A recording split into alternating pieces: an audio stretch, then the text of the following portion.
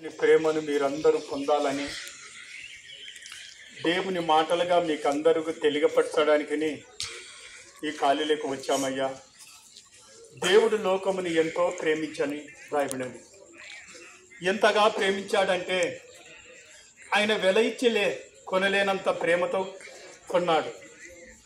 ఎలా ప్రేమించన్నాడంటే తన ప్రియకుమారుని యేసుక్రీస్తును మన కొరకు బలియాగం చేసి మనము చేసిన అపరాధములు మనము పొందిన దెబ్బలు ఆయన తిన్నాడు. మనం పొందవలసిన ఆయననే మనం ఈ లోకంలో పుట్టక మునిపే ఆయననే మన కొరకు శరీరాన్ని ధరించుకొని వచ్చి ఆయన మన కొరకు మానవుడుగా శరీరాన్ని ధరించుకొని వచ్చి మానవ ఆకారాన్ని ధరించుకొని వచ్చి మనము పొందవలసిన దెబ్బలు ఆయన పొందాడయ్యా.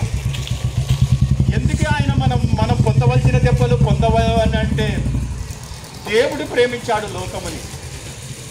దేవుడు లోకముని ప్రేమించాడు కాబట్టి ఆయన ప్రేమను వెల్లడిపరిచాడు ఈ లోకంలో ఉన్న వారందరి కొరకు. అందుకే తన అద్వితీయ కుమారుని, తన ప్రియ కుమారుని యేసుక్రీస్తును మన కొరకు బలియాగము చేసినంతగా గొప్పగా ప్రేమించాడు దేవుడు. అందుకే మన అందరిని పిలుస్తున్నాడు యేసు ప్రభు. ప్రయాసపడి భారం వస్తున్నా సమస్తమైన జనులారా అంటున్నాడయ్యా. సమస్తమైన జనులారా నా వద్దకు రండి, నేను మీకు విశ్రాంతిని కలగ చేస్తానని తెలియపడుతున్నాడు. అవును, ఆయన ఎందుకు మనల్ని పిలుస్తున్నాడు? మనము దేవునికి ఏమవుతామంటే మనమందరము దేవుని పిల్లలము. దేవుని పిల్లలైన మనమందరం ఈ లోకమనే చీకటిలోనూ బ్రతుకుతున్న వారినందరినీ, ఈ లోకమే శాశ్వతం అనుకొని బ్రతుకుతూ దేవుని మర్చిపోయిన వారినందరినీ పిలుస్తున్నాడు. తండ్రి పరలోకములో ఉన్నాడయ్యా. ఆ దేవుని మర్చిపోయి ఈ లోకములోనే బ్రతుకుతున్నారు. ఈ లోకములో ఉన్నదంతా శరీరాశ, నేత్రాశ, జీవముటమ్మము. 60-70 జీవిత కాలం ముగించుకున్న తర్వాత ఈ శరీరం ఏంటికి పనికిరాదు అని ఈ శరీరాన్ని గురించి చెప్తున్నాడు ప్రభువు. ఏం చెప్తున్నాడంటే నిష్ప్రయోజనమైన శరీరము. అవును, నిష్ప్రయోజనమైన నీ శరీరం. ఈ శరీరం నిష్ప్రయోజనమైన శరీరాన్ని గురించి చూసినట్టయితే కొద్ది కాలమే జీవితము. అందరూ మార్పు అందరము చెందుతామయ్యా. ఈ శరీరము ఎప్పటికీ యవన కాలమే ఉండదు. ఈ శరీరము ఎప్పటికీ ఇది బాల్య దినమే ఉండదు. ఎప్పటికీ ఇది నడిప్రాయము కలిగి ఉండదు. కానీ ఎప్పటికైనా వృద్ధాపాయానికి వచ్చి శరీరము ఏటికి పనికిరాని శరీరముగా మారిపోతుంది. అప్పుడు కూడా దేవుడు అనే మాట లేని పరిస్థితుల్లో మనం అందరము బ్రతుకుతూ మన శరీరాన్ని గురించే పాట పడుతున్నాం. కానీ ఈ శరీరములో శక్తివంతమైన ఆత్మ దేవుడు పెట్టాడు. అవునయ్యా, ఇది శరీరాకారాన్ని చూసుకొని మనం మురిచిపోతున్నాం. ఈరోజు మన అందాన్ని, మన శరీరాన్ని చూసుకొని మురిచిపోతున్నాము. కానీ ఈ శరీరము మార్పు చెందుతున్నది. రోజు రోజుకి మార్పు చెందుతున్నది ఈ శరీరము. కానీ మన జీవితాలు మాత్రం మార్పు చెందడం లేదు. మనము మాత్రము ఈ లోకమే బ్రతుకుతున్నాము. ఈ లోకమే శాశ్వతం అనుకుంటున్నాము. దేవుడు అనే మాట లేదు.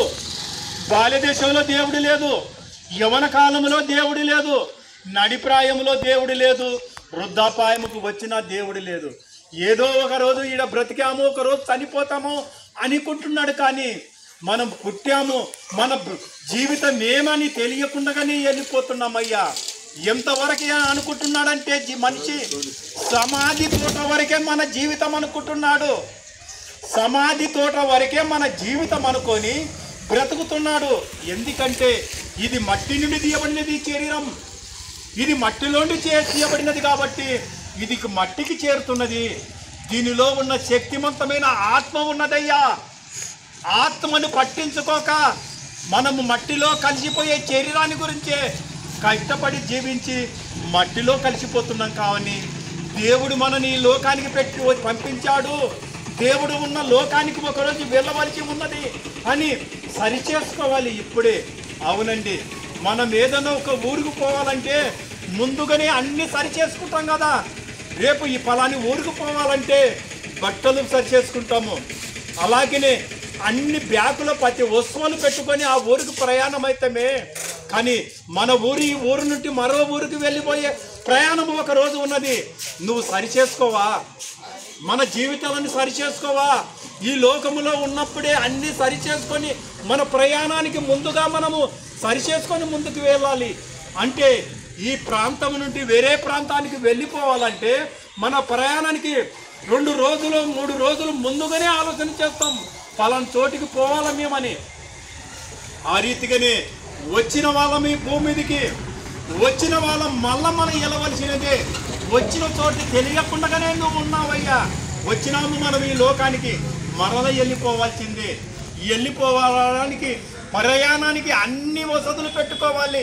ఎలాగైతే మనం ప్రయాణానికి అన్ని వసతులు పెట్టుకొని ఏ రీతిగా అయితే మనం వెళ్ళిపోతామో ఆ రీతిగానే పరలోకానికి వెళ్ళాలన్నా, దేవుని సన్నిధానానికి చేరాలన్నా ఈ భూమి మీద ఉన్నప్పుడే నువ్వు సరిచేసుకొని అన్ని వసతులు అంటే నీతి, ప్రేమ, దయ, దైవత్వం కలిగి బ్రతికిన వాళ్ళందరూ ఆ ఉన్నంత లోకానికి వెళ్ళిపోతారు. అలాగనే ఈ భూమి మీద తన శరీరాన్ని తన కొరకే వాడుకుంటూ ఈ భూమి మీద బ్రతుకుతున్న వారందరూ పాతాళములోకి వెళ్ళిపోతారు. ఎందుకంటే మనము గమ్యానికి చేరాలంటే ఈ భూమి మీద ఉన్నప్పుడే సరి చేసుకోవాలి. అందుకే అందరిని పిలుస్తున్నాడు, ఈ భూమి మీద ఉన్న వారందరినీ పిలుస్తున్నాడు. ప్రయాసపడి భారం వస్తున్నా సమస్తమైన జనులారా అంటున్నాడయ్యా. నేనే దీన మనసు గలవాడను, స్వార్థికులను, నా దగ్గర వచ్చి మీరు నేర్చుకోండి అని చెప్తున్నాడు. ఆయన వద్ద వచ్చి నేర్చుకుంటే మనం బ్రతుకుతామయ్యా. మన జీవితము కొద్దిపాటి జీవితమే. ఈ కొద్దిపాటి జీవితాన్ని దేవుని కొరకు వినియోగించుకొని మనం బ్రతికితే ఆ పరమందున్న దేవుని సన్నిధానంలోకి చేరుతాం. ఆ మార్గాన్ని చెప్పడానికినే ప్రభువుని యేసుక్రీస్తు వారు ఈ లోకానికి వచ్చారు. ఆయన మాటలు విని బ్రతికితే, యేసుక్రీస్తును రక్షకుడుగా అంగీకరిస్తే పరమందున్న దేవుని సన్నిధానంలో చేరుతాం. లేకపోతే ఈ భూమి మీదగా ప్రమాదం అనే అగ్ని గంధకంలోకి వెళ్ళిపోతాం. ఎందుకంటే నేను ఉదాహరణ కొన్ని మాటలు మీకు తెలియపడుతున్నాను. ఒకరోజు నోవాహు గారు ప్రకటించాడు, జలప్రళయం రాయబోతున్నది, మీరు ఓడలేకు వచ్చి తల దాచుకోండి అని నోవాహు గారు చరిత్రలో బైబిల్లో మాట్లాడుతున్నాడు. కానీ ఆయన మాటలు ఎన్నో మాటలు చెప్పాడు సమాజానికి. రండయ్యాని 120 సంవత్సరములు బోధ చేశాడు. మీరుదో ఎవరైతే ఈ ఓడలేకు వచ్చి తల దాచుకుంటారో వారందరూ బ్రతుకుతారు. కానీ మీరు ఈ లోకమే శాశ్వతం అనుకొని నిర్లక్ష్యం చేస్తున్నారు అని చెబుతుంటే ఆనాడు ఆయన మాటలు పట్టించుకోకపోయారు. వచ్చింది ఆనాడు ఉన్న వారందరూ తలుపులు మూయపడిన తర్వాత అందరూ తెరిచి అక్కడికి పోతే ఏం గమ్మం ఉంటుంది. కాబట్టి మనకు ఉరి రాకముందే, మనకందరికి శిక్ష పొందకముందుపే మనము ఆ ఓడలో చేరక వాళ్ళు ఎలాగైతే తింటూ తాగుతూ చనిపోయారో అదే పరిస్థితుల్లో ఈ లోకం ఉన్నది. యేసుక్రీస్తు వారు కూడా పిలుస్తున్నాడు, అందరూ నా దగ్గరికి రండి, నేను విశ్రాంతిని ఇస్తానని. యేసు ప్రభు వారు కూడా ఇప్పుడు పిలుస్తున్నాడు. నా దగ్గరకు వస్తే నీకు నిత్య జీవము, మోక్ష మార్గము దొరుకుతుంది. మీరు నా యందు ఉన్న వారికి ఏ శిక్ష విధి లేదని ఇప్పుడు కూడా క్రీస్తు మనకు అన్ని వేళలా మనతో మాట్లాడుతుండగా మనము మాత్రం పెడచెమున పెట్టాం. ఆనాడు నోవాహు కాలములో జలప్రళయం రాబోతుందని నోవాహు చెబుతున్న మాటలు వినక నీటిలో మునిగిపోయారు. ఇప్పుడు ఈ పరిస్థితి ఎలా ఉన్నదంటే ఇప్పుడు కూడా క్రీస్తు పిలుస్తున్నాడు మనందరినీ. అక్కడ అగ్ని ఆరదు, పురుగు సావదు, ఈ గయములు మండుతున్న అగ్ని ఉన్నది. మీరు దాన్ని తప్పించుకోవాలంటే మంచి మాటలుగా నా దగ్గరికి రండి అని యేసు ప్రభు వారు చెప్తున్నారు. యేసు ప్రభు వారి మాటలు వింటే మనము జీవిస్తామయ్యా. మేము యేసు ప్రభు వారి మాటలు మనం వింటే పరమందున్న దేవుని సన్నిధానానికి చేరుతాము. కాబట్టి దేవుని మార్గమును నువ్వు తెలుసుకొని పరలోకమందున్న దేవుని కొరకు బ్రతుకుతావా? ఈ లోకమే శాశ్వతం అనుకొని ఈ లోకమనే చీకటిలోనే నువ్వు మునిగిపోతావా? ఎందుకంటే మనిషికైన తర్వాత ఒకరోజు అందరికి మరణం వస్తుంది. ఎవరికైనా సరే మానవుడు ఈ భూమి మీద పుట్టిన వాడందరూ ప్రతి ఒక్కరు మరణించవలసిందే. మరణించిన మనిషి ఎక్కడికి వెళ్ళిపోతాడనే సంగతి ఎరగక ఈ భూమి మీద గుడ్డివాడిగా చనిపోతే తోవ ఎరగక నువ్వు నీ గమ్యం ఎరగక ఎక్కడికి వెళ్ళిపోతావో ఒకసారి ఆలోచన చేసుకోండి. అందుకే జోలాపురం గ్రామంలో మన వీధులలో పెద్ద చర్చి ఉన్నది. మంచి మాటల ద్వారా అక్కడ వినపడుతున్నాయి. ఆ మాటలు మీరు విని విశ్వసించడానికి మనకు అవకాశం కలిగి ఉన్నది. ఎందుకంటే వినడం వలన విశ్వాసం కలుగుతుందని దేవుని మాటలు తెలియపడుతున్నది. మీరు దేవుని మాటలు వినకలగక గృహాలలో ఉంటే మనమందరము ఎవరు మనకు చెప్పరయ్యా. చెప్పే మాటలు మనం విన్నప్పుడే మనం బ్రతుకుతాము. ఆ పరమందున్న దేవుని సన్నిధానానికి చేరాలంటే ఈ భూమి మీద ఉన్నప్పుడే సరిచేసుకోవాలంటే క్రీస్తు మాటలో మనం అందరము నడవాలి. అందుకే క్రీస్తు మాటలుగా మీకు అందరికీ తెలియపరుస్తూ నేను వెళ్ళిపోతున్నాను. ప్రార్థన చేసుకుందాం.